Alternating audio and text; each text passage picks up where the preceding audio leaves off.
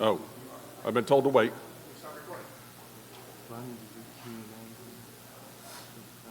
Either that or I'll get down. I'll get down. I got it. All right.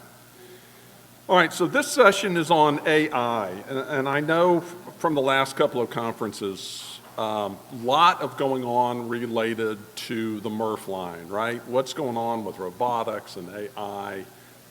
I wanted to do this a little bit different and run a session, not just talk about what's going on with MRFs and where robotics is going and where AI is being used within the industry.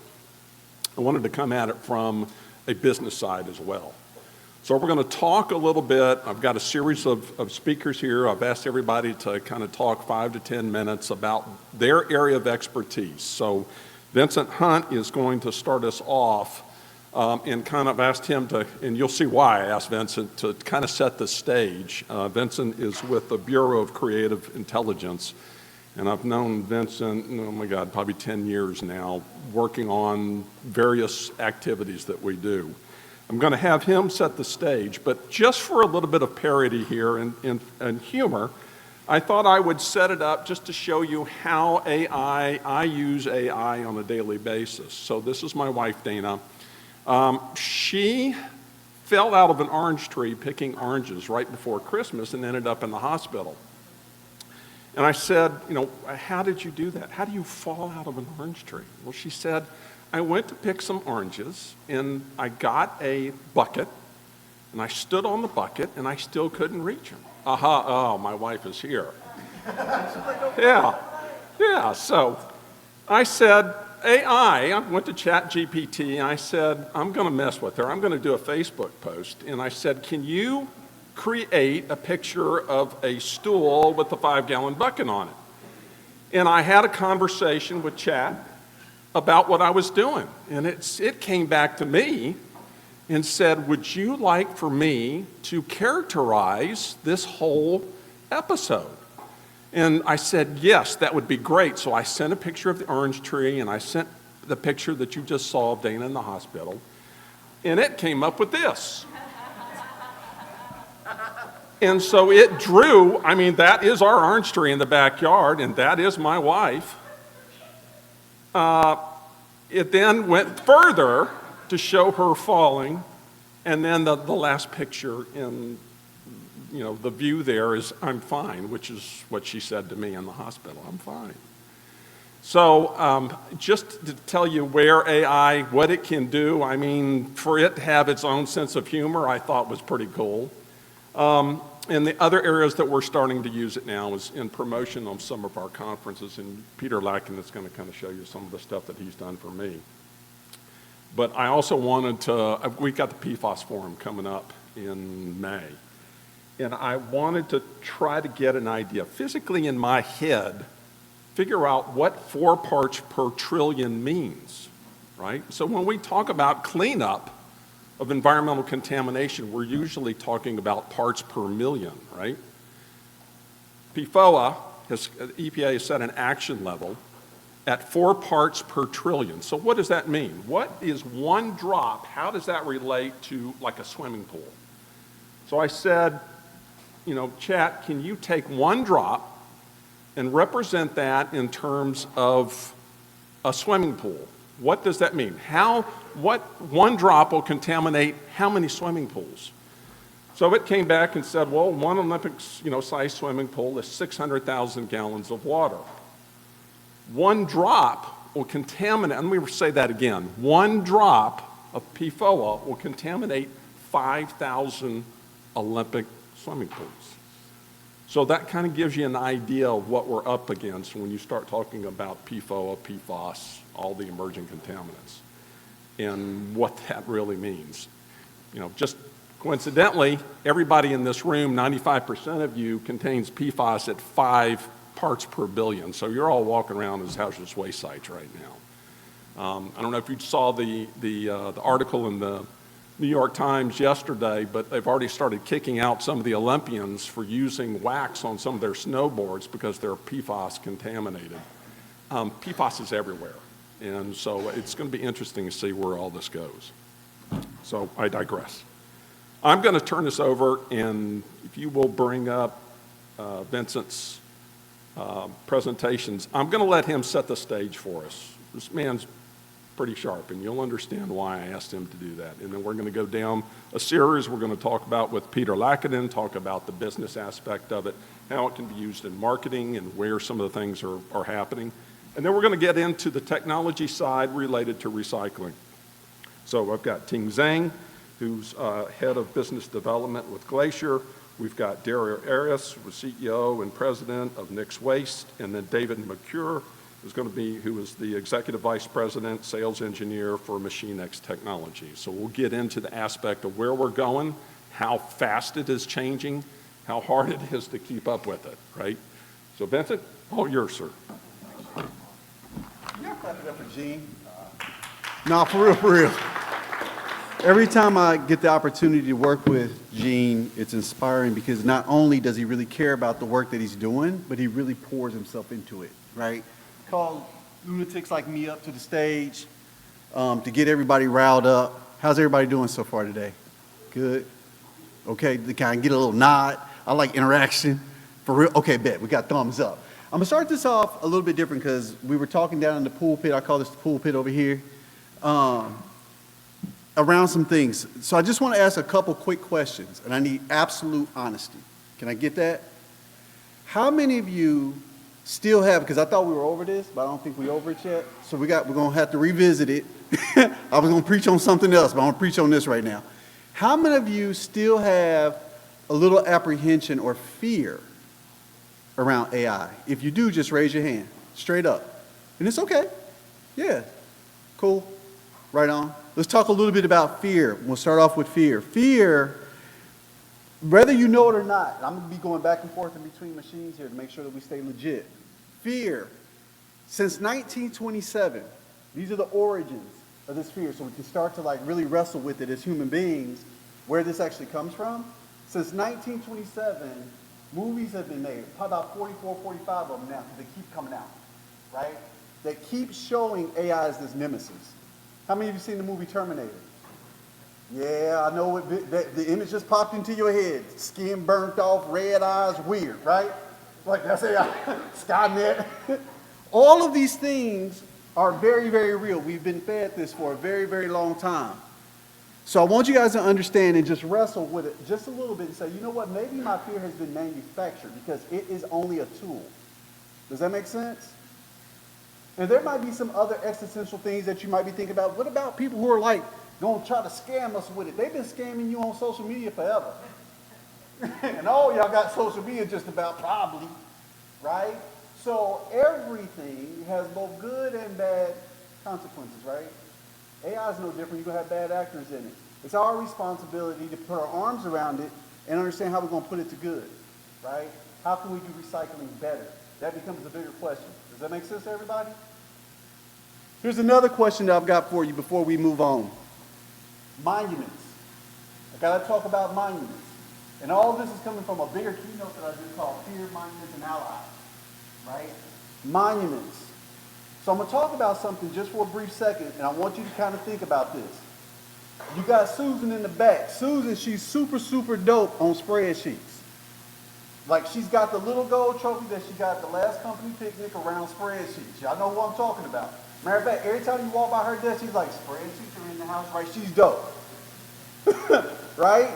As soon as you say AI is coming for them spreadsheets, there's resistance. Not because she doesn't believe in the technology, but there's a fear of job displacement. And even worse, a loss of identity. Because some of us have connected ourselves to our work in a way that if you strip away some of the mundane tasks, the computing of what we do, then what good are we? So there's this identity crisis that some of us are facing, right? How is AI coming to take my stuff, right? Come and take my identity.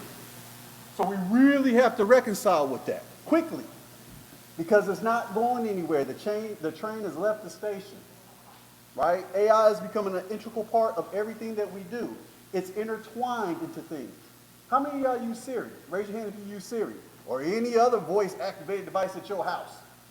You've been dealing with AI, right? At some level, you've been doing it. So you can resist. You can resist, but so did the carriage makers, right? So did like the Luddites and all the others before. There's always been technology that has come to improve our lives in some way, shape, or form, right? Our question is, from the human perspective, what is our role in all of this? Humans don't like change. I was having a conversation last night. It was pretty profound. We talked about buffalo. We talked about geese. Every creature on this planet has some kind of rhythm, right? Once they get into those rhythms, they usually stay in them forever. Human beings are no different. We get into our gym, we start doing what we do, and as soon as you disrupt that, it's almost like telling the buffalo when the whole herd is going right, you telling one buffalo to go left.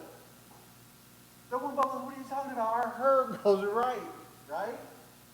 Human beings are no different. Change is hard for us, but we also have adaptability. The change, the resistance to change, is really about us protecting ourselves, right? Because we're in our rhythm. Does that make sense? But we're human. We're apex in the game, right? We're the ones that pretty much, I call us the original prompts. Because I don't know about you, but when I go sit in front of my computer and about to use AI, it is a prompt waiting on me. It's like a little cursor just waiting, blinking. What we gonna do today, right? I've never sat in front of my computer and said, Vince, while you were gone, check this out, bro. I got some ideas. You don't know, I'm coming after your paycheck. Now, it's never done that before. And if your computer ever does that to you, I want you to just get a bottle of water and throw the bottle of water on the computer. Just drown the computer, right? And then pull the plug out. But we are still in control. And I need us all to understand that. Does that make sense? I am pro-AI, but I'm also very pro-human. The steps that we take next will push us deeper into our humanity. I believe humanness is a competitive advantage. Does that make sense? Because the more that we connect, because we'll have time now, because I ain't stuck with them spreadsheets over there with Susan, right? I can actually just come, have a conversation with you, have higher conversations around the things that matter. Let the computers go do computer work, synthesize, pull reports together, all that craziness, right? The things that take our time. Because I also believe that all human beings are after three things. Now I'm going to get off into this presentation. Because Gene, he's going to be like, Vince, you got to sit down. He's preaching. Human beings are after three things.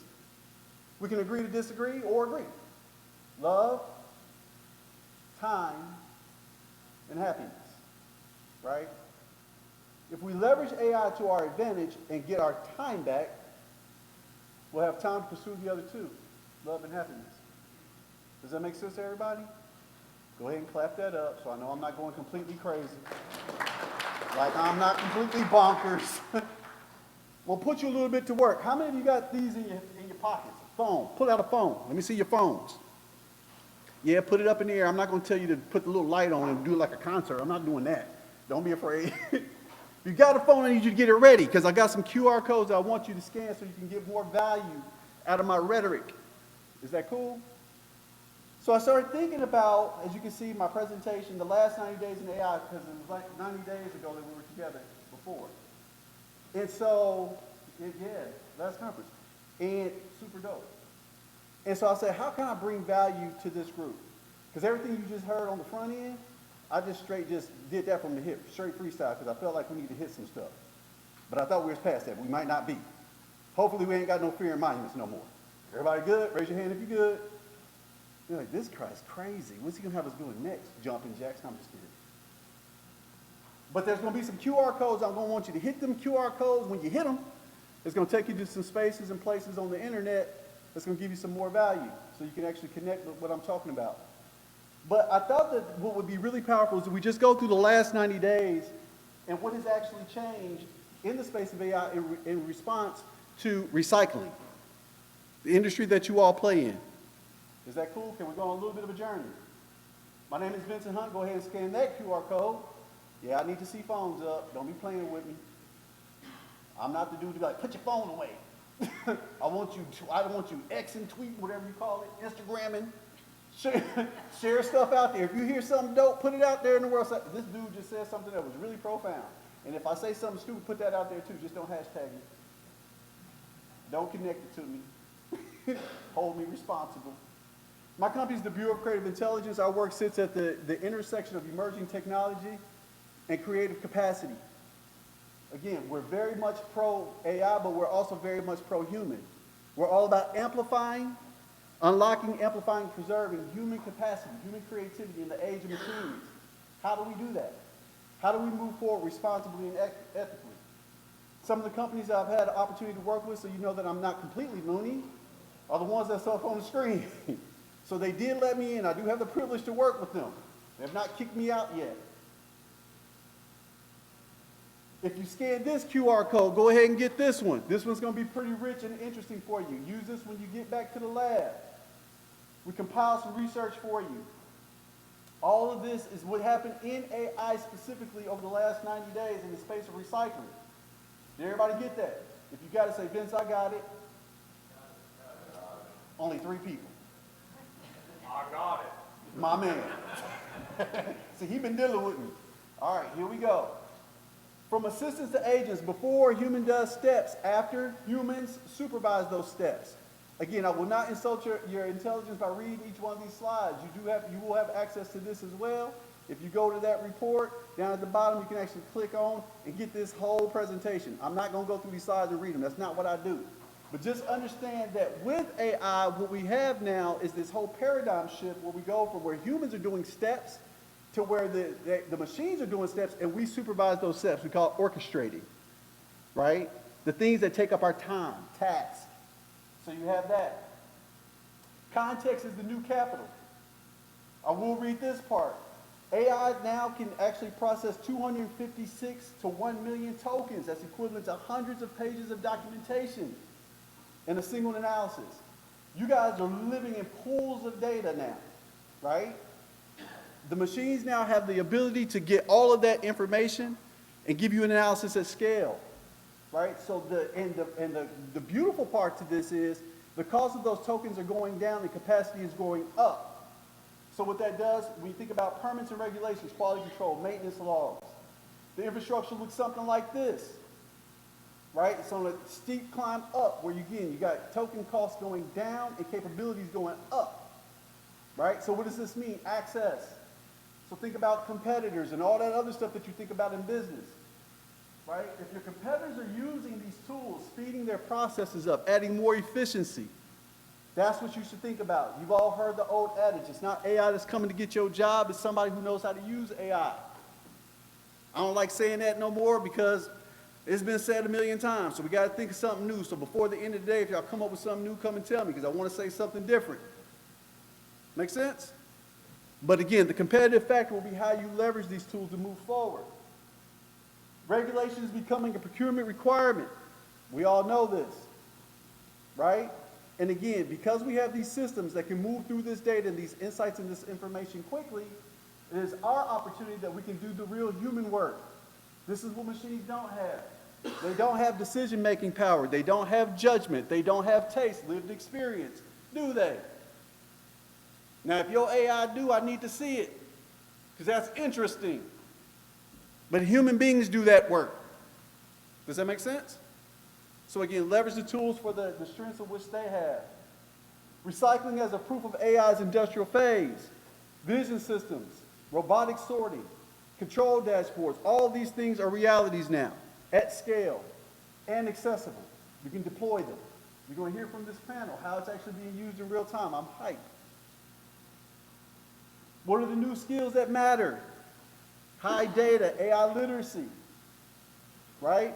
Low is physical systems knowledge. High, physical systems knowledge on the other end. So being able to be an orchestrator is the key as these systems are moving and doing what they're doing. Everybody has heard of agentic AI, have you not? Raise your hand if you've heard of agentic AI. I'm not going to do a thesis on it. But it's when you now all of a sudden give the agents or the AI agents the ability to move autonomously without you.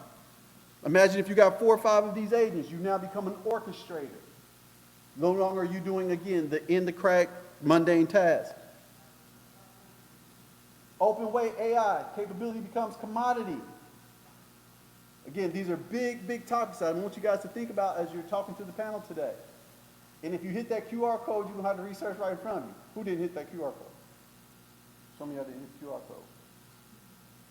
Control through explainability. This is another big topic that I want you guys thinking about. Again, all of this information is for you. Start thinking about these things when you start thinking about AI. I think the biggest thing, if I could give you any gift, is to make it practical, ladies and gentlemen. Start touching it. Start playing with it. Getting an understanding that if you do have fear, move away from that fear into experimentation and play. Because when you do that, you'll start to understand it too is just another tool. It is not the Terminator. Does it make sense to everybody? Your 90-day action plan. I even got slick and gave you some of that. Here's some things that you should think about over the next 90 days. Think about a governance sprint. How does AI live within your organization? Begin to think about that. Do not let that just hit you head on. Because as your teams and your people begin to use it, because they are, with or without you, they'll start adding efficiencies to their own work. But what is your governance around that AI living within your organization? You got to get ahead of that. I know it's not the sexy part, but governance and policy is important in everything that we do. It's always been. This ain't the wild, wild west inside your organization. Lock in. Make sure you understand how your teams are using AI, and also give them the autonomy and agency to figure out how it works in their lane. The reason why 95% of AI adoption is failing within organizations is because we're treating it like Microsoft Teams. This is not Microsoft Teams. My cookbook may be fundamentally different than your cookbook. How you use AI may be fundamentally different than how I use AI. That is the game that we're in right now. So you have to give each person agency to figure out what their toolkit is. Does that make sense? This technology just showed up to us like 3 years ago, right? So it's not all orchestrated yet. It's messy. So get your governance in order. Go pilot something. Go do something. Touch it. Do something. Add an efficiency to your organization. And build up skills and standards. See, this AI adoption isn't about technology. It's about people and leadership. It's about humans in the loop. What we gonna do? We either gonna do it or we're not. But I can tell you now, the new competitive forces that you will face moving forward will be faster, more agile, and more efficient than anything you've ever seen before. And if you get caught, you're going to be looking like you got Encyclopedia Britannica in the age of Google, and that's bad. How many of y'all remember Encyclopedia Britannica? Raise your hand. Them don't exist no more. I can guarantee your organization will suffer if you do not understand how these technologies work, how they're speeding things up and adding efficiencies, because your competition will. This isn't a threat. This is happening, right? Trains left the station. Public opinion. Go ahead and hit that QR code. That's going to give you guys an opportunity after you hear everything that you hear today from these professionals, these Jedis of AI, to start to make some decisions. What will happen if you adopt slowly? I want to see what y'all think. I'm literally going to look at this information, and I will be talking about it on LinkedIn. I believe that you guys represent the best of the best in this industry, or you wouldn't be at this conference because you're upskilling yourself right now. Continue to be a part of the conversation. Continue to push the narrative. Keep everything that you have that is rock solid in place. Governance and policies are important. AI ain't going nowhere. Let's figure it out. Can we do that? If we can do that, say, Vince, we can do that. 1, 2, 3. Yes, we can do that. Look, they didn't say nothing. Look, they said, I need them to say it. On the count of 3, say, Vince, we can do that. 1, 2, 3. Right on, clap it up. Let's get started. All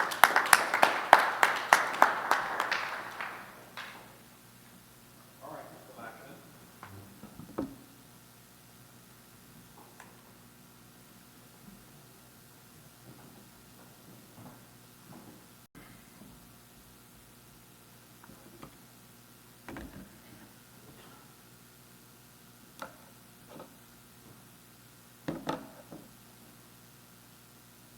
Good morning. My name's Peter. I'm a lifelong creator, artist, writer, coder, builder, and I want to talk to you today about one example of how I use AI as a force multiplier for creative work, specifically for creating marketing videos for social media. Vince reminded me of a quote. There are decades where nothing happens, and there are weeks where decades happen. And as someone who first started playing with AI in September of 2021, making images that were at best abstract, at worst horrifying, back in the days when just getting a five-fingered hand was a challenge, it's been incredible seeing how AI has developed over the last 4.5 years. And it seems like 22, maybe 2023, the acceleration hit a point where that quote is describing every week. I love how Vince called back to the last 90 days since a few of us were talking at the Florida Remediation Conference. And 90 days in real time is like 90 weeks or I don't know if I'd say 90 years, but the compression with AI advancements is just insane. So traditional video production, in order for someone to make like a 30-second commercial, would require a minimum of a mid-four-figure investment. I mean, you've got all of these roles. Someone has to write a script. You need a director. You need actors. You need to scout a location. You might have effects that you need to add in post. There's a lot of work, and it's been prohibitively expensive for a lot of companies to even consider doing video work. And Gene is a good example. I mean, I don't think you've ever done video to any significant extent until we had a talk, I guess, last spring. And with AI, those costs drop drastically, and the roles collapse into a situation where you can have just one or two people doing all of the work because they're using AI as a force multiplier. And what do I mean by that with respect to video production? Well, one of the ways that you can make things easier with making videos, I'm sure you all are familiar with stock photo or stock videos, and it's a way that you can save money. You pay for photos or videos that someone else has taken, and you incorporate them into your marketing. The problem with that is that you don't know how many other people in your industry or in the magazines or programs that you're using this marketing material in have used that same stock photography or stock video. And so with AI, you're able to create unique assets, whether they be photo, video, audio, whatever, and so you can create completely unique videos for a fraction of the cost prior to AI. And what I want to do is I want to show you the video that I made to promote the Southeast Recycling Conference, and then I want to take you through the interesting parts of how I put it together. Where do you go for recycling industry and market intelligence that you can't Google? There's a room in Florida where this February, 400 recycling industry insiders are going to share exactly what's working and what's about to change. Join us for SERC 2026, the 39th Annual Southeast Recycling Conference and Trade Show, February 15th through the 18th in beautiful Destin, Florida. 3 days of market intelligence, a comprehensive exhibit hall, and connections that become revenue. Paper mills, brokers, MRF operators, municipal coordinators, they'll all be there. Will you? Register today at southeastrecycling.com.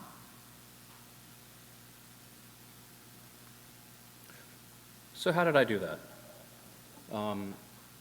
I've done a number of these video projects with Gene now, and we've streamlined a really efficient workflow. It usually starts with him sharing with me the press release for his conference. So he gave me the press release for the Southeast Recycling Conference, and I have this prompt that I use with Anthropic's Claude AI system, and I'm not going to read the whole thing to you, but it starts off with, you are a veteran expert social media marketer. I need a script for a 30-second video to use in social media marketing for a professional environmental conference called the Southeast Recycling Conference, SERC. We are targeting recycling companies and professionals, especially including 3 types. I need an idea, a compelling title, 3 different novel opening introductory lines or sentences to act as click confirmation for the viewer so they keep watching. We need at least 3 different versions for testing and consideration, then a bulleted outline. The first point needs to be novel and compelling. The second point needs to be even more amazing. And then I need a 30-second script for the video. And then what I get is I get output from Claude. And this is just a fraction of the information that it provides, but it gives me everything that I asked for. And the thing that's really neat about this is it gives me a range of ideas. And then what I do is I read through it, edit it, and figure out what I think is going to work for us. And then I share with Gene an edited version of this. And so we're starting to craft the script. That's that first bullet in that list of those traditional roles for making a video. Where do you go for recycling and Oh, let me back up. I want to say something else before this. I was a DJ in another life. I did a lot of voiceover work. And so once we agree on the script, what I do is, I guess the one thing I want to emphasize is that there are lots of AI videos that you see that are made by just typing in a prompt. What you just saw was not just prompting. What I'm doing is I'm using prompting to create assets, and then I'm assembling them using traditional video editing tools. And so because of all of the voice work experience that I have, what I do is I take the scripts and I record myself saying the scripts and do it several takes until it's working the way I want it to. And then what I do is I use an AI system called 11 Labs to convert my voice into, they call him Bill in the 11 Labs system. I think of him as the NPR narrator voice. So you're going to hear the opening, the original recording that I did, and then I'll show you Bill. where do you go for recycling industry and market intelligence that you can't Google? And then Where do you go for recycling industry and market intelligence that you can't Google? So the thing that's really cool about that is that I'm controlling the intonation and the cadence of how the script is read, but then at the end it's converted over into the Bill voice, and we use the Bill voice for all of Gene's videos. Then what I need is I need to figure out what are the visuals for the video. And I'm always asking him, okay, after the press release, I need your marketing material, and then any images if they're, like with SERC or with FRC. Those are conferences that have been going for a while, so he has lots of photos that I can use. And so he gave me this postcard, which I really love, and I asked him to then send me all of the separate images that he used to create this postcard. So there's the ocean in the background, there's the images that are in the circles, there's the SERC logo. So at the beginning of the video, I have this image that Gene gave me, and I was trying to figure out, okay, how do we do this dynamically? And I'm going to show you a comparison near the end of this to how AI video systems in just the first half of last year weren't as good as they were when I made this in December. All of the video parts here were made using the new version 3 of Kling. And one of the things that Kling version 3 is really good at is creating these really cool, naturalistic, as much as it can, depending on what you give it, morphing transitions from a starting image to an ending image. And so I had this idea of cropping in just the ocean at the bottom, but the resolution was really bad because the image was only so good. So I used another AI tool to upscale it so it's better quality. And so then I had this as the starting image, and this as the ending image. And then it was able to give me this little 5-second thing. So I told it to start with the first image and zoom out and pan up to give us this. Then there was the little moment in there where we showed the exhibit hall. And this is one of the things that's just really, really wild, because all Gene gave me were 2 images of the exhibit hall from a previous SERC event. And so we had this image, and then we had this image. And I used both of those, the first as the starting frame, the second as the ending frame, put it into Kling version 3, and it gave me this amazing transition. Now, was there any video shot of the exhibit hall? There's no video. There's no video. So what you're about to see is Kling is going to hallucinate, but in a good way. It's going to make up a real-life space in order to connect these 2 images. So So it starts there, and it zooms over. So the beginning and the end were real photos from the event, but the stuff in the middle that where it moved, that's not really how the exhibit hall looks. But we just were able to do this really quick 5-second transition. Then there's the part in the video where we have the presentation. And again, Gene gave me some photos from previous SERC events. And so I really liked this photo. And then there was this photo of Gene, it's kind of a close-up. And I was like, oh, let's do the same thing. But there's one problem. In the first video, that's not Gene.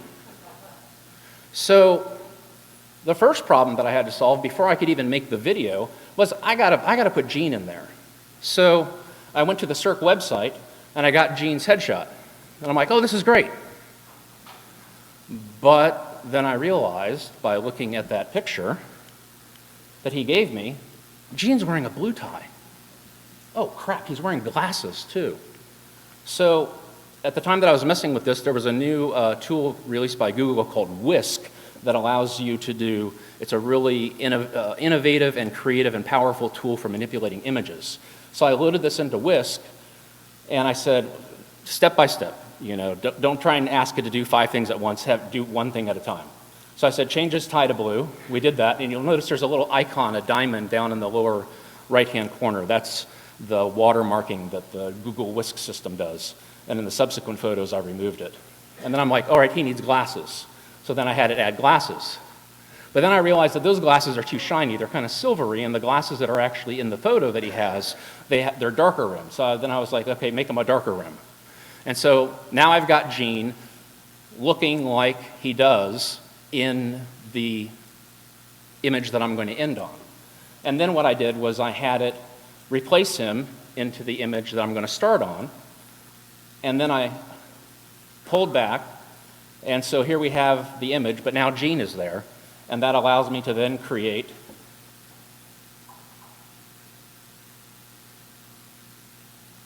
this amazing little 5-second transition.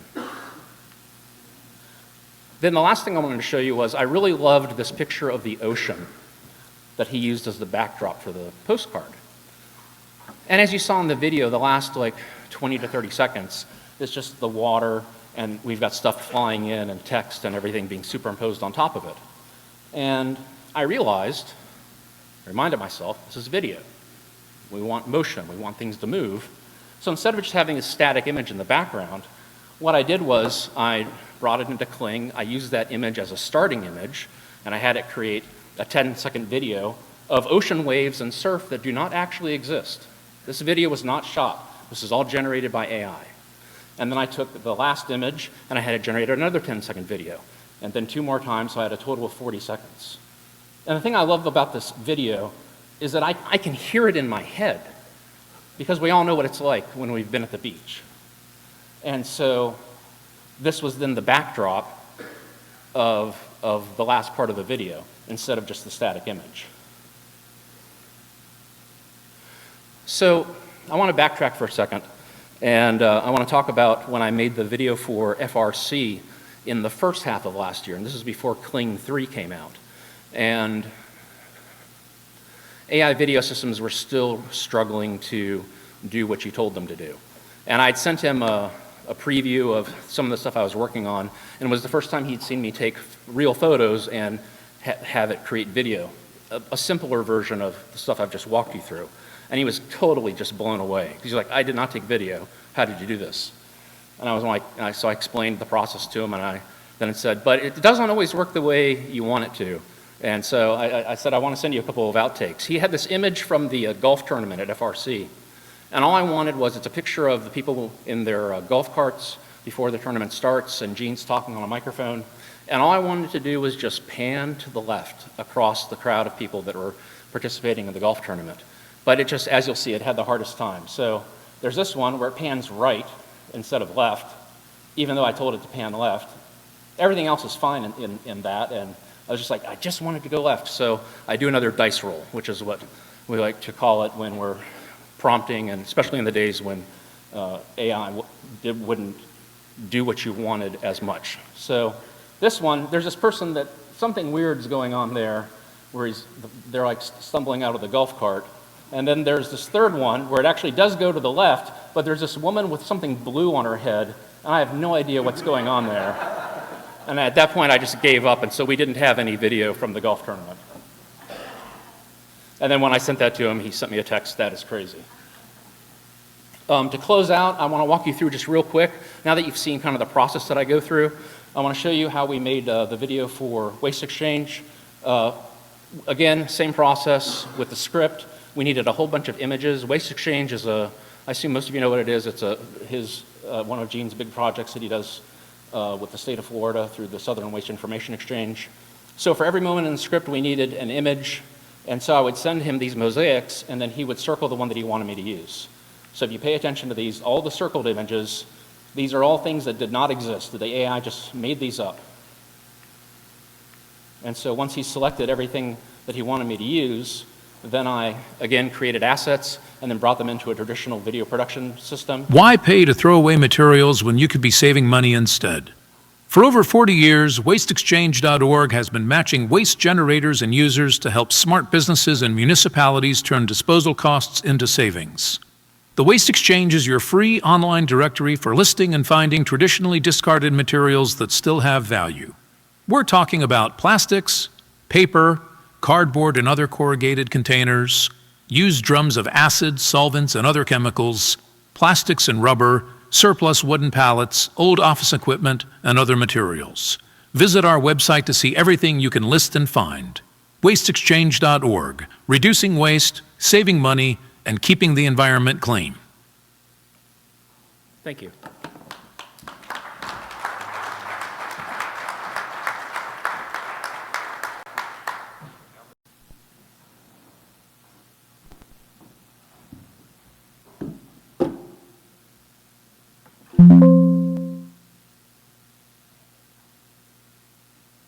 Hey everyone, I'm Ting from Glacier. So last week I was actually at a circular economy conference in San Antonio, Texas, and there were a lot of recycling fans there. So a really common question I got was, why aren't we using more recycled materials? Why is raw material still a thing? So, for a lot of materials, unfortunately, the sad truth is that producing raw is still a lot cheaper than using recycled materials. I'm sure everyone in this room knows exactly why that's the case. So I'll call out the biggest advantage that raw material producers have, which is that they know exactly what feedstock they're getting. So MRFs do not have that luxury. Every day their inbound stream looks completely different. It's very unpredictable. Contamination is a real problem that can disrupt operations. So, all of that it makes it really hard.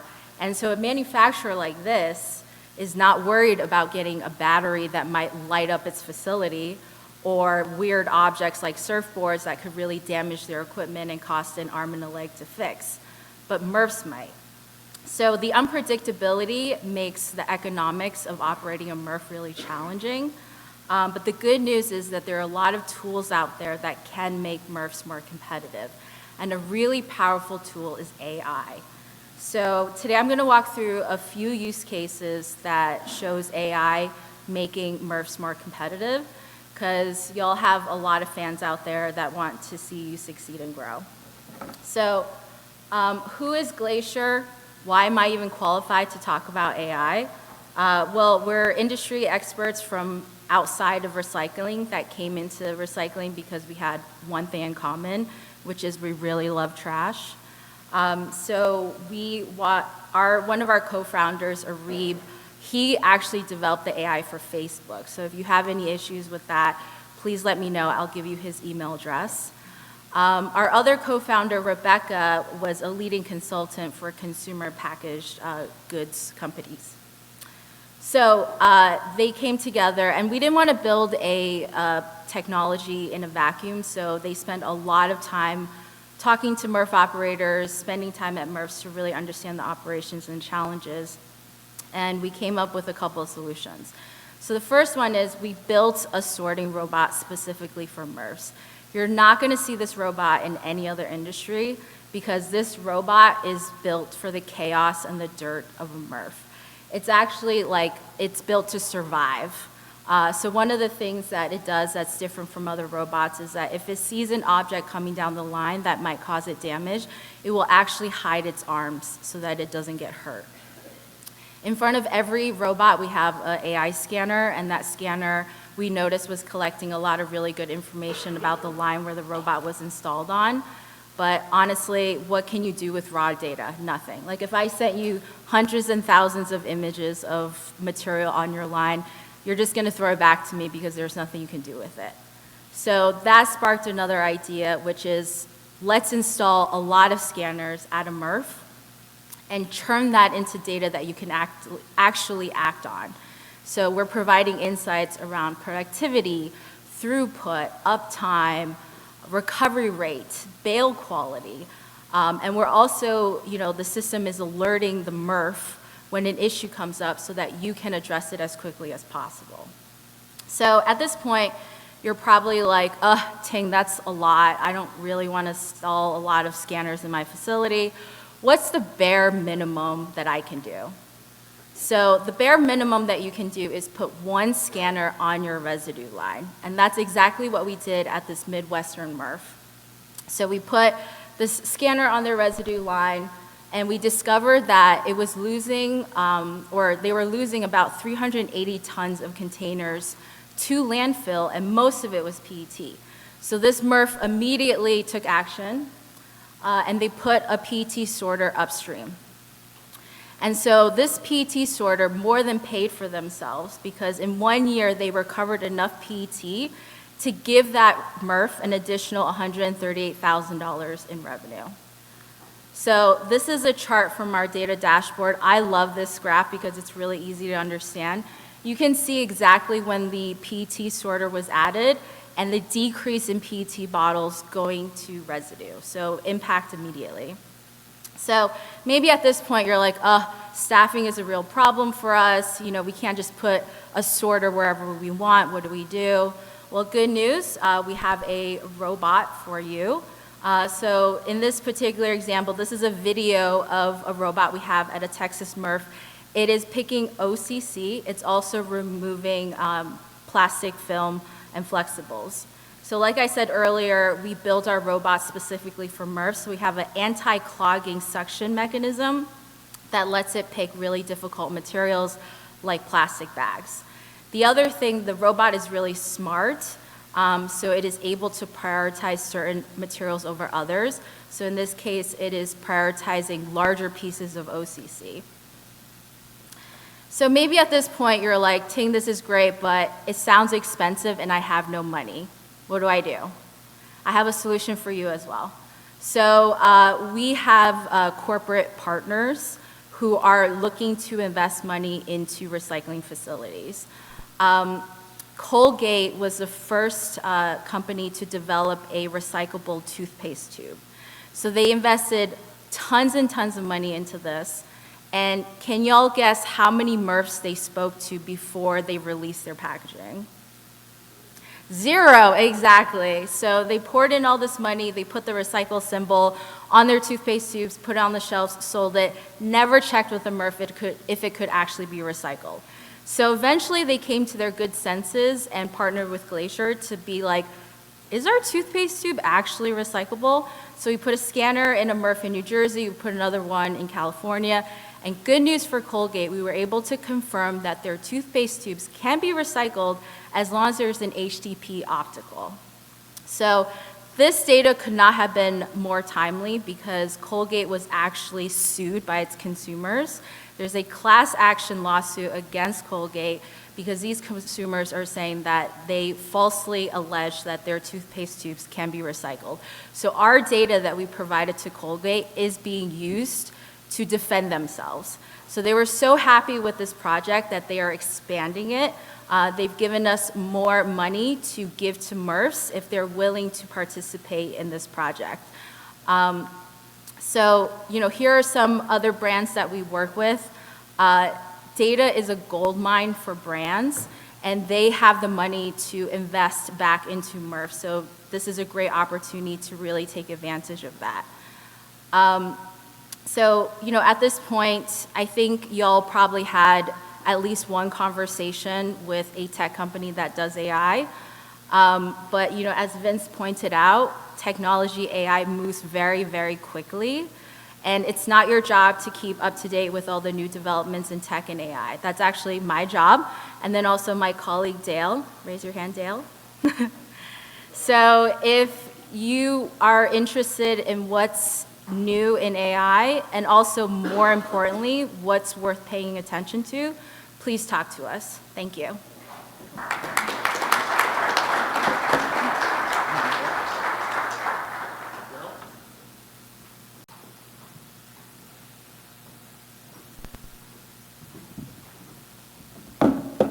Hello, Hello, everyone. My name is Daryl Arias. I've been a recycler for the last 15 years, and for the last 4, I've been working with AI in many aspects. The first disclaimer, I can confirm or deny that this presentation was fully done with AI. So I'm not going to say if it was. If you find it amazing, it was done by me. Also, a few things that I want to be very clear. AI is not going to be able to fix. One of the things, AI is not going to increase the OTC price. It's not going to stop your employee from missing work because he drank the day before. And stuff like that, AI is not going to do much for it. But I think there's a huge opportunity, especially in our industry, to work with AI in different aspects. And I'm going to go by a few of them, and you guys decide if it applies to your company or not. The first one is this industry has a lot of data, and the AI is as good as the data it gets. Like Nisha was saying, there's a lot of data in the MRFs, there's a lot of data in the haulers, there's a lot of data in the landfills. This data is crucial to make decisions in the business side, and also help with the communication with brands and actually the consumer. I think that's where the biggest opportunity lays, and the easier, I think, low-hanging fruit, because, again, we already have the data, and that's what makes the AI work better. So, for example, we already track weights, downtime, pricing. All of this information is tracked already. But typically, there's different departments that have to oversee this, and the information doesn't flow smoothly between that. The AI can see this and organize it in a way where the management can make the decisions faster. Another big thing with AI, and it's one of the, I think for me, the most important part, is that, and I think in that aspect, you can argue that we have no chance to compete with the AI itself, is in pattern recognition. So because we do the same things over and over and over again, there's patterns that happen that the human eye and teams can't see, but AI can. So by allowing AI to see these things happening every day, it could give you options that maybe you can change and adapt to your businesses. Also, market intelligence. Again, go back to the data. That's why I say it's the most important thing. The market intelligence that we have available to us is crucial. All of us get emails, and we're in lists, and the list, the PPI list, and all that stuff where we get the pricing. Well, this can basically adapt to each region faster because it just basically has all the information from what you've done and from what your other other companies that you work with do. The fourth thing is risk reduction. Also, by what Glacier was mentioning as well, that's huge. But by using AI, you can predict things that are going to happen in your line way before it happens, and it can stop bad things from happening way before it happens. Then, one of the biggest things, and I think most of you were in the previous presentation, is everybody mentions it in every recycling conference you go, is how do we reduce contamination, right? So there's different ways of going about this. The first one is obviously going to the resident, and I personally think that it's not the right way to do it, because most of the times what I see in the commercials as a recycler that's been in the industry for 15 years, I would say know how to recycle, what gets recycled or not. Most of these marketing campaigns are just blaming the consumer because they're not separating them in 3 different, 4 different bins, whatever it might be. when the reality that we know is that if there's no market behind it, nobody's going to recycle that. If there's no industry waiting for that material, we can separate it in 45 different bins and it's not going to get recycled. So one of the things that I think it's also easy to do with AI because of the way it adapts to the data you feed it is try to reduce contamination. So our team built Resi AI. Is this the clicker here? Right.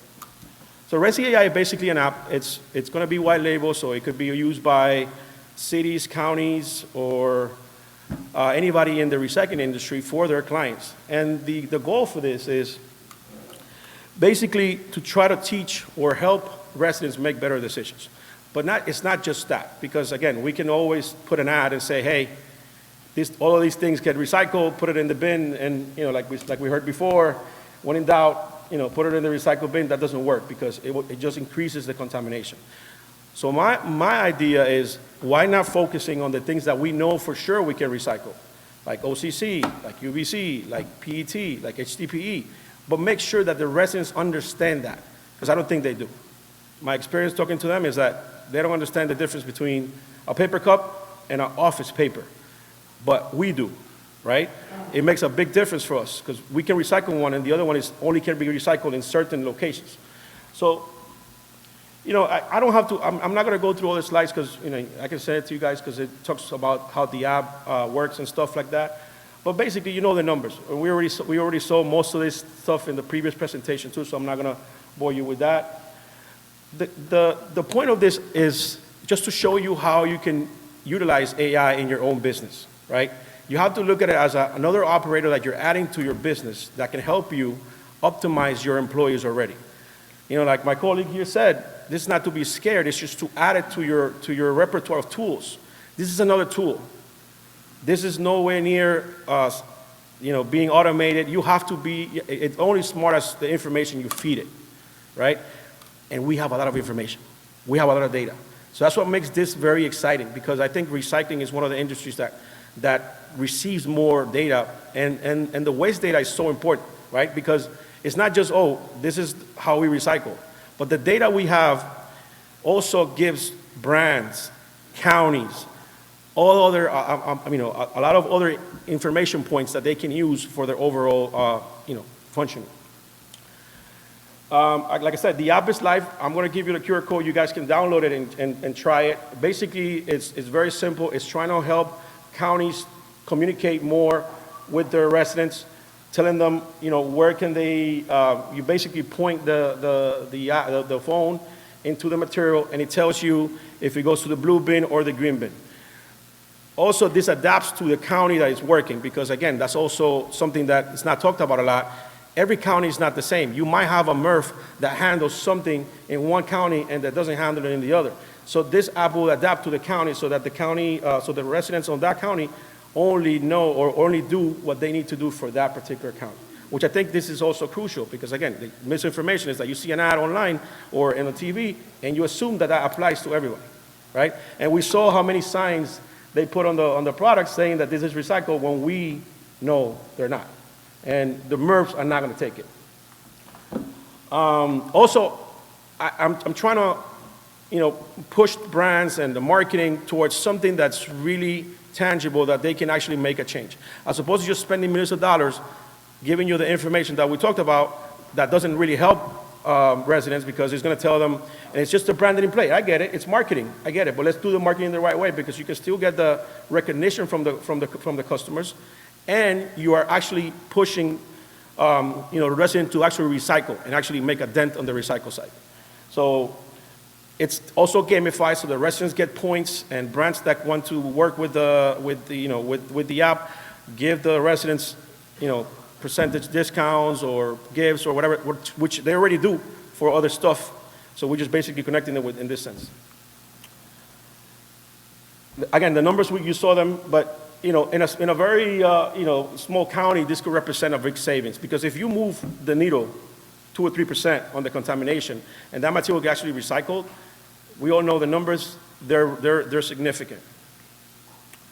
Also, the app reduces other type of calls to the counties and stuff like that. Because you basically can communicate with the department through the app and request stuff like changing your bin, if your bin is broken, and other stuff that you already have to call 311. I don't know if you guys have 311 where you guys live, but in Miami, the 311 sucks. Like you just can't communicate with anybody alive there. Like you have to go out there and like just knock the door and maybe somebody will, see you. So and then there's things that you put there because they basically put everything there, right? So the Waze doesn't have like a specific, service in most cities that I've dealt with. It just basically goes into a big pile of things and then request them. Also, by allowing, like I said, you can ask for a bin replacement, bin cleaning, and bin repair. Look, so the medium-sized county, like I said, you already saw that in the previous consent. And then basically what I just talked about, this is one of the use cases of AI in recycling. But I'm sure that if you guys treat this the right way, you're going to find ways to use it. I encourage everybody to start using and playing around and asking questions about your processes. For example, one of the things that I do is typically you basically give the AI the information of any problem. It doesn't matter. Try it. I promise you're going to be blown away because it has a lot of information. And the more information about you give it, the better the answer. And if you guys are scared of your information being out there, it's already there. Like, I'm sorry, it's already there. There's nothing hidden. So if you're thinking that you're protecting your information by not talking to the AI, I have news for you. Mr. Facebook has it already. So yes, like I said, this is tailored to every county, so it's different, so it's not going to be the same across everybody else. I'm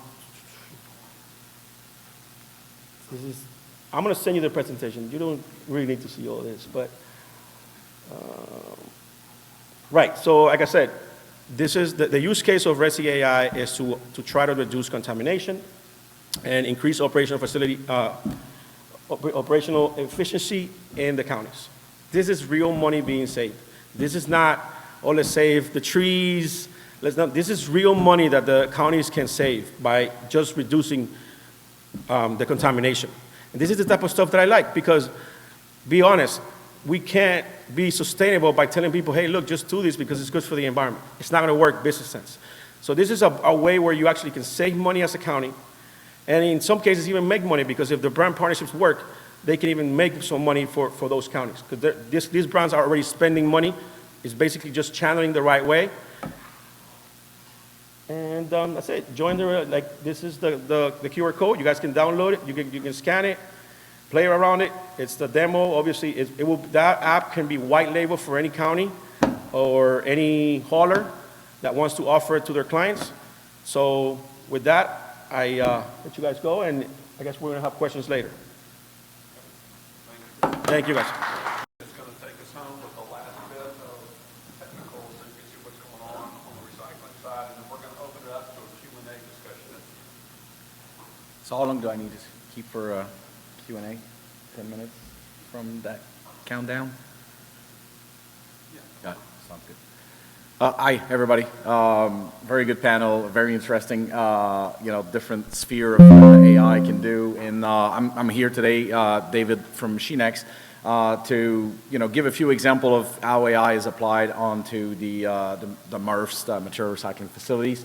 And, talking a little bit about who we are first. So MachineX, we are a Canadian-based company up in Quebec. This is a just global view of our campus. All the way in Quebec is where we manufacture, design, and everything for the recycling industry. We're a plant builder, so we provide all of the recycling facilities equipment as a turnkey supplier. We hold, over there on the campus about over 700 employees that are all dedicated for building those MRFs.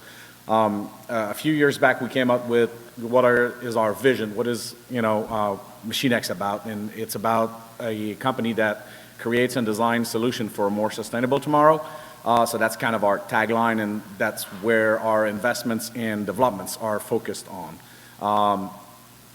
As a proof of that, that's our Techno Hub. It's about 70,000 square feet that we've invested in, that we are housing all of our R&D AI and eye technology, including our test lab, that big part at the end, for all of those new development.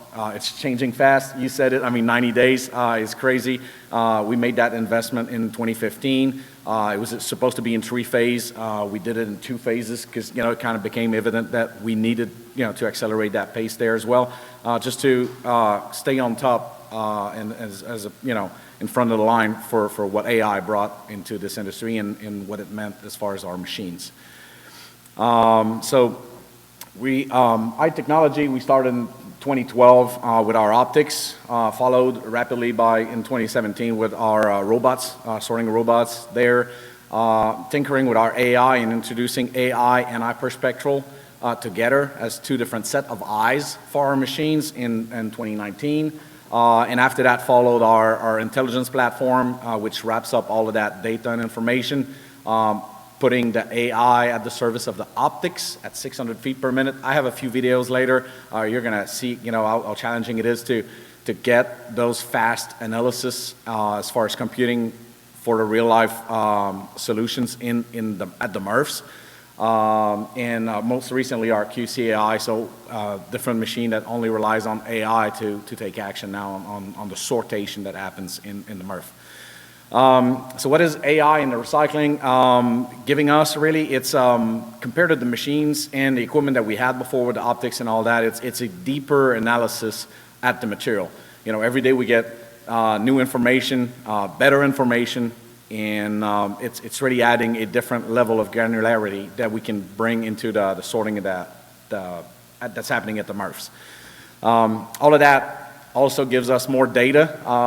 We were talking about it earlier. All of that data is, overwhelming at first, but once you channel that data the right way, it can actually bring very good and insightful information to the operators that owns the MRF and operates the MRF. A few of example, and I'll go through those quickly, but the black plastic, something that the regular hyperspectral or near couldn't see and identify well before. Your human eye can see it on the belt. Same thing. AI allows for that deeper sort at the MRF, which also brings new things there. I was talking with Jimmy from Pure Cycle yesterday about food grade, non-food grade. This is also something that's that for the near and the hyperspectral, it's the same products. Bringing the AI aspect to it and combining it really gets us to be able to differentiate those there. Something that's happening also, EPR. Anybody knows EPR? Right, extended producer responsibility. That changes in Canada. We were some of the, I guess, pioneer or first one to get through it. I don't know if I can say suffer through it or, but it's definitely adding this level of complexity at the MRF as far as different products they want to sort and which category they want to sort. And that also created in multiple provinces in Canada the extension of the DRS, the deposit return scheme in different provinces, which the AI was able to really help us differentiate the products that have deposit value compared to the products that don't have deposit value. Sometimes they're very similar, but that AI was able to get us that information. How AI works into all of the different machines that we got is basically we're detecting the product. It gets us a confidence level of, yes, it looks like it. It's, it's got the right colors, the right tag and all that. And with those score, we decide, again, telling the machine what we want to do, not the machine telling us. So we can decide, if you're above that rate, that threshold, fire or don't fire, on that product. And the implementation, that image at the bottom, which is also on the next screen as well, is how we can compose the decision with the hyperspectral imaging and the AI, the RGB imaging, to basically complement and make the decision on different of those products. This example is PET clear bottle and PET clear clamshell. For the near, it's the same thing. You add the AI to it, you can now decide that they're 2 different products. AI gets into our optics, robots, vision system. The latest one is the QCAI, only relying on AI. And the high-speed counting system, that's our solution for the DRS, the deposit return scheme. Got a quick video of that after that as well. We detect first, then we segment. We really outline the items, which is very important for when you try to capture or expulse that product with air, that you know where the center of that item is. Sometimes in the MRF, it's not perfect. You know, they're all on top of each other. And by doing that segmentation and classification after that, I like how Jimmy presented it from Pure Cycle when we were talking. Is like, in front of my sorters, I put like a big poster, and I tell them what I want and what I need. That's pretty much what we do with the AI too. We tell the AI what are the champions, what are those few bottles that are what we need to sort and pick. So that's how we classify. So that third step is, you know, defining those streams. Food grade, non-food grade will be one classification. Deposit return versus the non-deposit return material, another classification. All of those are then taught to the AI network. Application of MRF, I'll go very quickly, but the robots reduce manual sorting, safer operation, apply to smaller volumes. You put that into the optic, now you got a higher volume material that you can sort and take action on. This is the QCAI was more at the end of the line to do a final sorting of the stream before it gets to the markets. Being at the very end, it also gives you good data about what you're producing as far as the bale that we'll get out of that facility. The vision system can be applied into different areas in the facility to give you good information about what your stream looks like. In the high-speed counting for the DRS, which I think that will start there.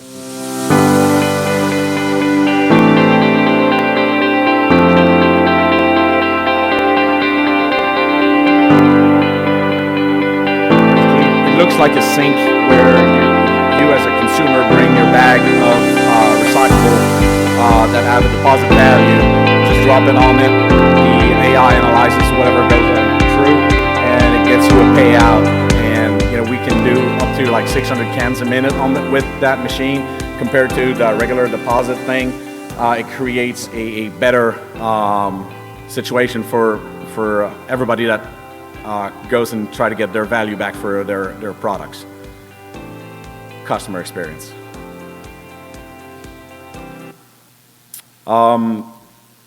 Quick image of a MRF. That's a recycling facility. We gather the data throughout the facility at different points. It can be like weigh scale at the beginning to really regulate the flow and see what we have there.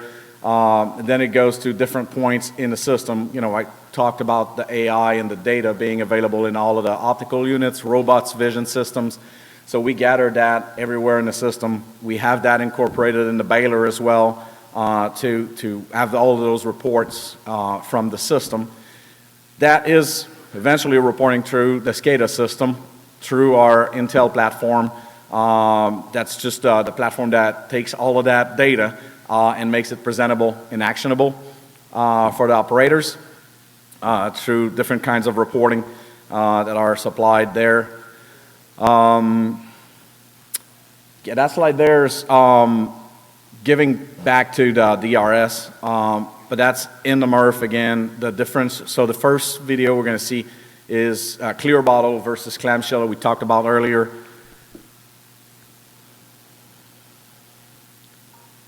So that line that's full is the bottle line, the clear bottle, and all of the clamshells material has all been ejected out of that product. Creating better products there for the customers. UBC, removing foil and non-UBC material from the aluminum line.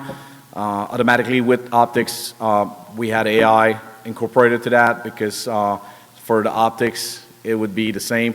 Got a quick example on that. When we started that facility in the US compared to Canada and in the UK where we already had that model installed, here you have the aluminum bottle for like Budweiser beer. So, and we were ejecting those bottles. at startup. It's aluminum, right? Why do we eject it? It's a good UBC product, but it had the shape of a bottle, and our model didn't know that that aluminum existed in the bottle shape. So, overnight we just taught and trained the neural network, and we uploaded that the next morning, and it totally stopped falsely ejecting those bottles there. So that's how easy you can train and educate your system there. So off-spec aluminum foil is being kicked out of that stream. The rest is the UBC that falls and goes straight to the bunker. Again, creating value in better products. In the deposit system, I talked about the DRS. Up in Quebec, all of the products that have a deposit value on them, they all go to one facility that gets the final counting and final sorting. And on those optics, the rhythm that those bottles are going through is incredible, but we also have to record and give the data of how many products and bottles have been through the system at any given time. The suppliers that are bringing the trucks full of containers to the facility, so we're leaving like just purposely a black belt between each of the trucks, that 53-foot trailer trucks that are being sorted out, and then we can then report by truck number, load numbers, how many products was in there, to the organization that overviews all of that, all of the deposit scheme there. So it's super fast. It's not been accelerated or anything like that. It's the real video. That's 600 feet per minute belt. We're seeing all of that. We're cleaning the stream as well from those products, but we're also using all of the data that goes in front of it to report this kind of report. Again, the report, not the prettiest, but they wanted it in a format that they could grab the information and do what they want with it. So it's just an Excel chart. We're reporting it daily to them, and they use that information to know how many aluminum cans, PET cans, and all of the different products that's been through the facility there. It's always changing. The 90 next days will tell us more. What we have in the scope there is AI driven for hazard detection, aka fire battery, lithium battery detection. Combination of the AI with X-ray is one of the big thing that's in development for us. The second one is bringing operation intelligence to make recommendations to the operators. Also, we started tinkering with that with some of our operators there. We need their feedback to know how to better help them operate the system. And the next one in line too is predictive maintenance for all of those equipments that are in the MRF. So everything we learn that we tag from the SCADA operations and all that will be used to help the operators better maintain their equipment as well. And that's it. Thank you very much. Thank you. All right, we got some time for Q&A. I'm going to walk around with the mic just in case. Hang on one second. Yes, it is on.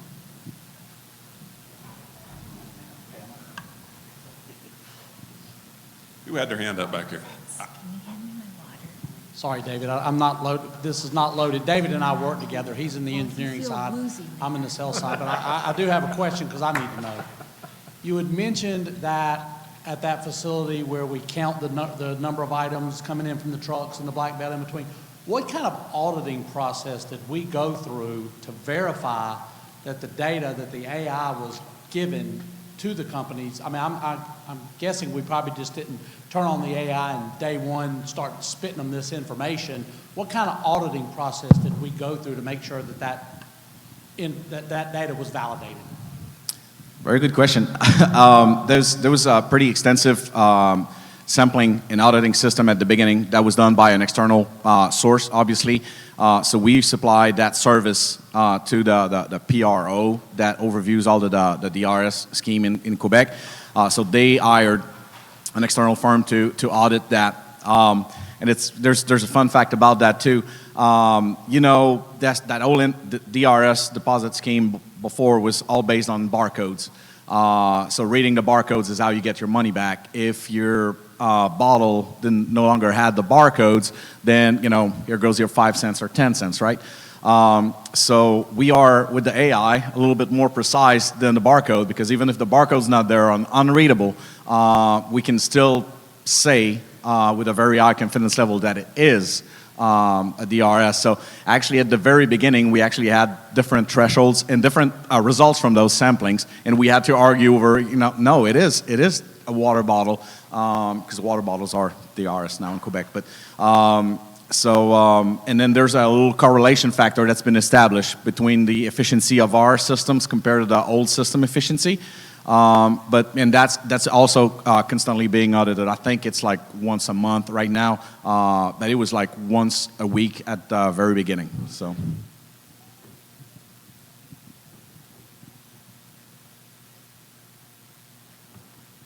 Hi, this is for the panelists that did the recycling AI. Sorry, I forgot your name.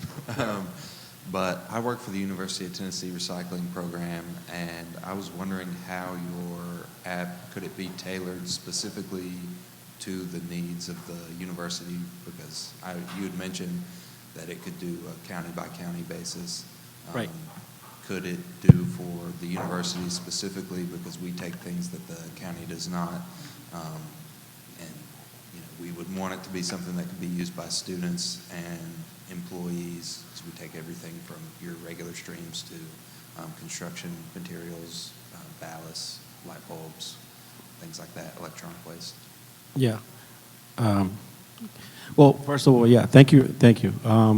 Sure, yes, that's the best, the main thing with me trying to build this app with our team is exactly that. That you have, your university trying to do the right thing. Maybe you have other ways of disposing materials that don't exist for, let's say, another university right next to you guys. But the beauty of this is that AI can read, data, as like I mentioned a million times, easier than anything else that we had before. Before we had to code and do algorithms and stuff like that, and then we have to change the algorithms. Like what he just mentioned right now of making an adjustment before required months and months of coding just to make one adjustment. For him now, it's basically just feeding the LLM or the language model the new product that he wants the AI to look at.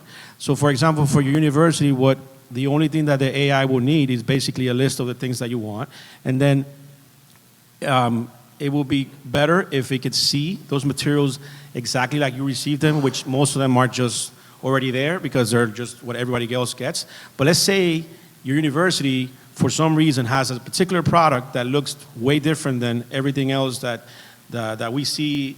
It's just a matter of taking a picture and showing it to it, and that's it. It's gonna recognize it in the stream, and it's gonna tell you if it's recyclable or not.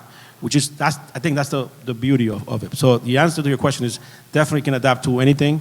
You basically give them the actual products. Instead of giving them rules per se, you're basically giving them the actual product. So now you're basically looking at it from a different perspective. Before it was just a rule, like I think you mentioned something with the documentation, barcodes and stuff. It was very linear. It was like, okay, when you see this, that's it. But guess what happens? You don't really get that. It's trash. It's never homogeneous, right? So you're gonna get different types. The beauty with AI is that as it starts looking at more, it's going to be almost perfect because it's going to see all of them, and then at the end, he's going to recognize it with, very, way better than our eyes would do. So yes. I got a question for Peter and maybe Vincent too. Can you kind of give a little bit of insight of where we're going with agentic AI? I mean, I know it's developing fast, but I mean, in your opinion, where is this all going?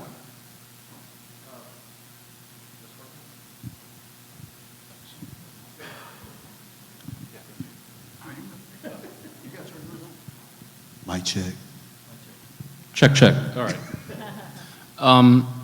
The simple answer is no one knows. We were talking just before the panel started about a product called OpenClaw that was originally built in December, and just yesterday it was announced that it's being acquired by OpenAI. And what it does is it allows you to have an agent, multiple agents running on either a virtual server in the cloud or on your own dedicated hardware. And it's I think, the fastest growing open source hobbyist software in terms of like how quickly it's been adopted and it's grown. There've been, especially on the West Coast, there's all sorts of I'm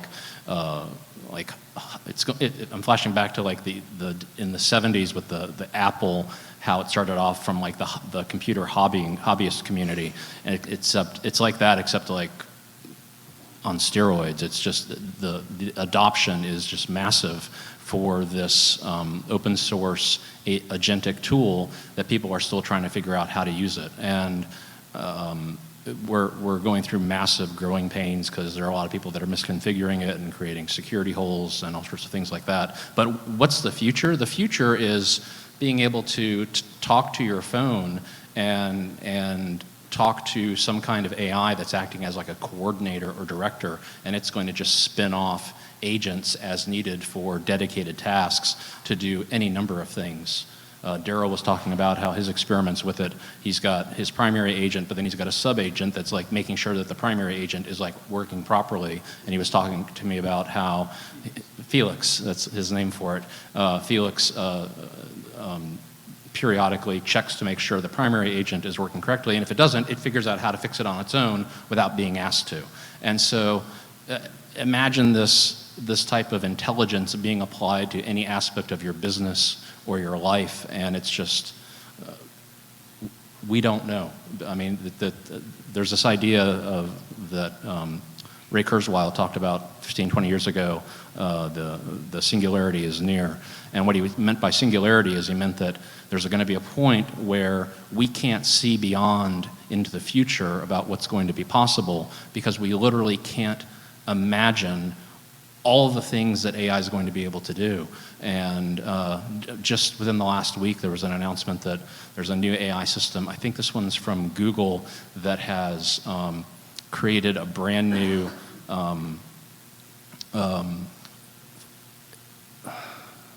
it was math and physics, and it came up with a new way to theorize a particle that no one had ever believed existed, and the AI did all of the research and all of the work to figure it out, and it came up with a hypothetical situation under which this particle might exist, and it's looking like it's correct. And I mean, that's just one example of what are going to be millions or billions of examples that are just going to blow all of our minds collectively. Yeah, I think, all of that. I think what really gets me excited about rooms like this and conversations like this is because I believe that, and I'm going to hit nail on where we're going with agentic AI, right? And why this conversation is so important. Because I think as a species, human beings, right, we really have to ground ourselves on our role in all of this, because the answer is we really don't know. How many of you remember, because I'm looking around the room, some of y'all, like in my age group, we Gen Xers, how many of y'all remember the phone book being delivered to your house? That big old fat phone book that turned into like Kindle for the fireplace or something? Yeah, that thing, right? I can remember back in 1996, and this is why this excites me. 1996, I was out of the military. I was in the military as military intelligence come out. And this is when we very first saw, for me, I saw commercial web, right? The web wasn't always what we see it as today, right? Remember, it was like that blue bar down the side with some links and some information. And then all of a sudden it got beautiful. And then it just continued to progress and progress and progress. And then you had like Web 2.0 and all of these iterations. Human beings are dope. When I say dope, we real fresh. Like, we do some cool stuff, right? But what's really interesting about the time that we're living in now is we have to posture ourselves where you have machines that can create machines, right? Coders who can write code at scale that we've never seen before. That's interesting. So we have to get really, really grounded around our agency and what our role is in this next evolutional step. What responsibilities are we going to put into place, governance, policies to say this is the direction we should go or not. I did a long conversation one time because I was looking at like what other innovation, what other technology have we experienced as people that's is more profound than this? Fire. Fire. Think about it. That was one of the illest technologies of all time. Fire allowed us to cook our food, to even go from village to village at night and like not be cold when it's cold. Like all of that, fire was really, really powerful. And we as human beings created the fire ring to contain it. Because not only could it move us forward as a civilization, it could also consume us. This technology is exactly the same. And we will create fire rings. And where agentic AI will go, again, human beings are dope. I want y'all to say human beings are dope. 1, 2, 3. One, two, three. Human beings are dope. We do some cool stuff. And we gonna create some cool stuff, right? And so I have all the optimism in the world that we'll create things that allow us to break through some of the greatest things that we've been trying to figure out, cures for diseases and finding out how we can really eradicate some of the stuff that has plagued us as human beings for a very long time. So that's the angle that I see agentic AI coming into play. What happens when you have intelligent systems that can actually create at scale in ways that we can't imagine, but we can facilitate and unction in? Does that make sense? So that's my answer. Thank you. Well, if it's right at 12 o'clock, so I want to have everybody, if you can, thank our speakers, our panelists. We are at lunch. The way you're going to get to lunch in the back of your name badge is a lunch ticket. You're going to go through the exhibit hall. So go through the exhibit hall and either Dana or Lex